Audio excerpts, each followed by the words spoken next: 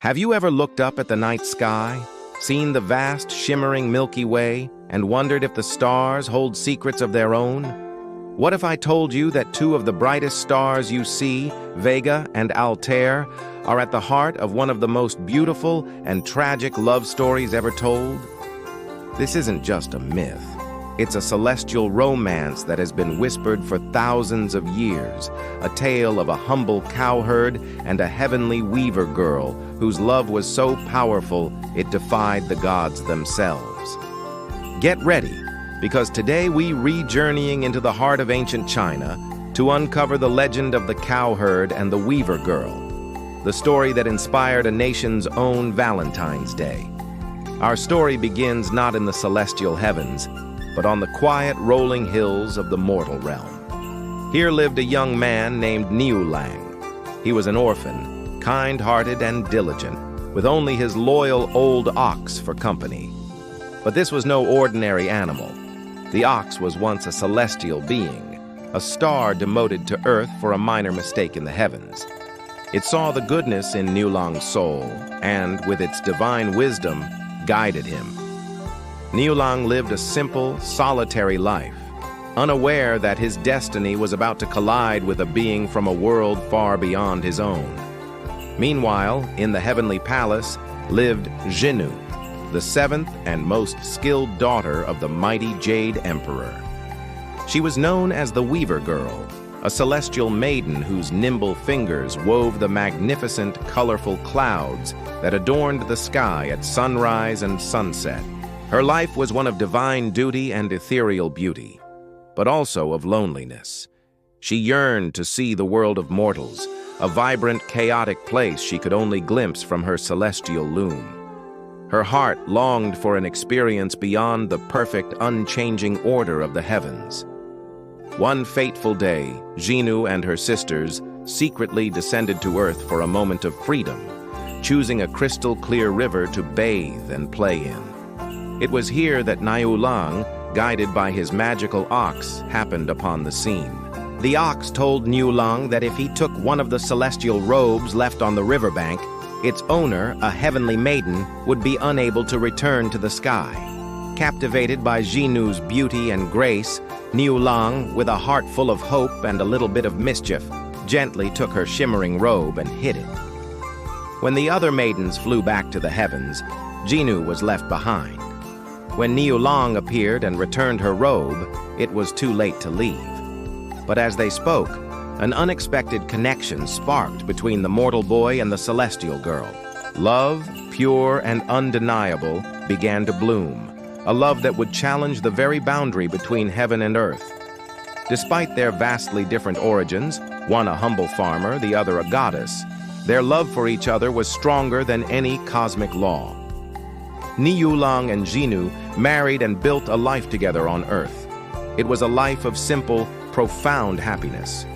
Niulang worked the fields, and Zhinu wove beautiful cloth, her celestial skills bringing them prosperity. Soon their home was filled with the laughter of two children, a son and a daughter. For several blissful years, it seemed their forbidden love had created its own perfect little world, a paradise hidden from the watchful eyes of the gods. They were a complete family, bound by a love that felt as eternal and as real as the land beneath their feet. But such happiness was not destined to last. High above in the heavenly palace, Zhinu's absence had not gone unnoticed. The Queen Mother of the West, the formidable enforcer of celestial law, was furious. A goddess marrying a mortal was a grave transgression, an unforgivable disruption to the cosmic order. With a wave of her hand, she descended to Earth in a tempest of divine fury. Without a moment's hesitation, she seized Zhinu, tearing her away from her crying children and her heartbroken husband, and began to drag her back to the heavens.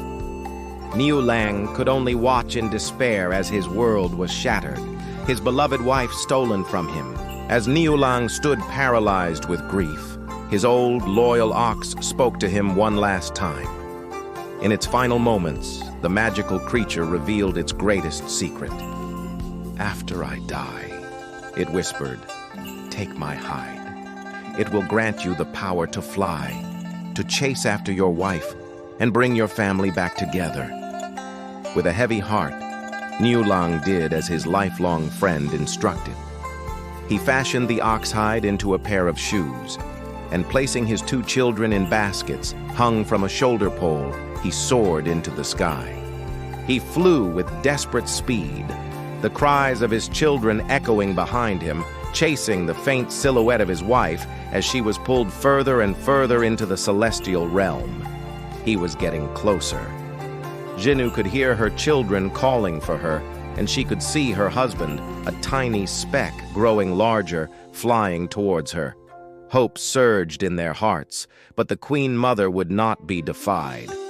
With a cold, final gesture, she drew a golden hairpin from her hair and slashed it across the sky. Instantly, a torrential, raging river of stars sprang into existence between the lovers, a chasm so wide and so vast it could never be crossed. This celestial barrier was the Milky Way, separating Niulang on one side with his children and Zhinu on the other, doomed to an eternity of seeing each other but never being able to touch. Their anguished cries echoed across the cosmos, a testament to their shattered love. But the lovers' sorrow was so profound, their devotion so absolute, that it moved the hearts of every living creature, even the birds of the air.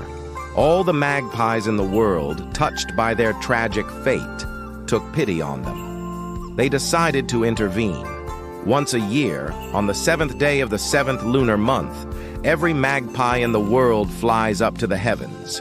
They join wing to wing, forming a magnificent shimmering bridge of feathers across the Milky Way. For this one single day, this brief and precious window of time, Niulang and Zhinu can walk across the Magpie Bridge and be reunited, holding each other in a tearful embrace before they are forced to part again for another year.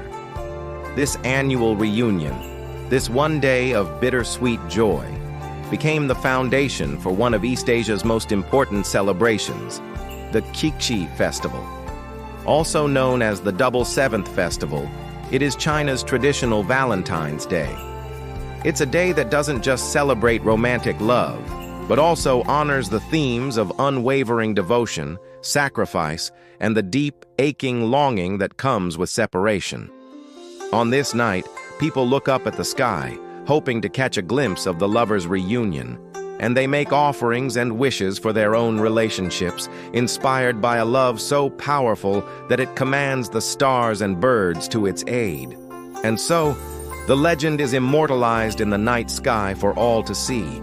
The 2 lovers remain as stars watching over us. Zhinu is the brilliant star Vega in the constellation Lyra, forever waiting on her side of the celestial river. Niulang is the bright star Altair in the constellation Aquila. Next to him, you can often see 2 fainter stars representing their children, whom he carries with him always. They are separated by the sprawling, silvery band of the Milky Way, forever gazing at each other across the cosmic divide, a timeless symbol of eternal love and heartbreaking distance. Their story reminds us that even when separated by impossible barriers, true love never truly fades. It continues to shine, bright and constant, like a star in the endless night. So the next time you find yourself under a clear, dark sky, look up and find the Milky Way. Find Vega and Altair, and remember the story of the Cowherd and the Weaver Girl, a love that was written in the stars and continues to inspire us here on Earth. Their legend is a beautiful reminder that love, in its purest form, is a force of nature, capable of building bridges where there are none and shining brightly even in the darkest of nights. Thank you for joining me on this journey through one of time's most epic tales. If you enjoyed this story, please like, share, and subscribe for more legends from around the world. Until next time, keep looking up.